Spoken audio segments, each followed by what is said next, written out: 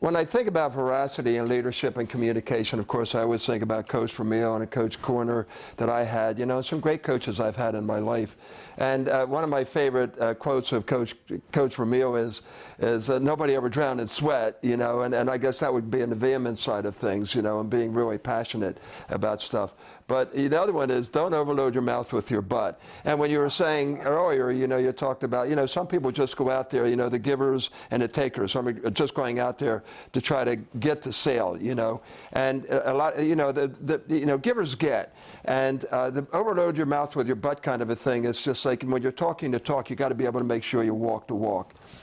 And you overloaded your mouth with your butt one time when you were talking about Bill Bergey to the press. You want to share that with us, buddy? Oh, man, yes. It was my rookie year, I guess, and it was coming down to final cuts on who was going to make the team and who wasn't.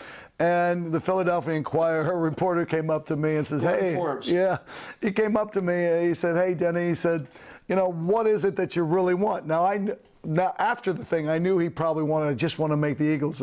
And, well, that's not the kind of guy I was. It was more than that.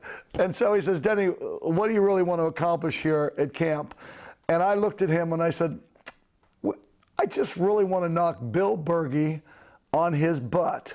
And Bill Bergey was an all-pro. He was so far advanced over me.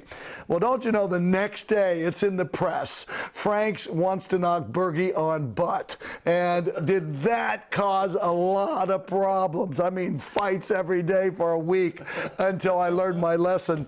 And Bill and I became real good friends after that. But he looked at me, just like you said, he says, son, he says, don't ever overload your mouth with your ass, or well, however that works. That was a tough one that day, I got to tell you. I bet it was. Just one of many, brother.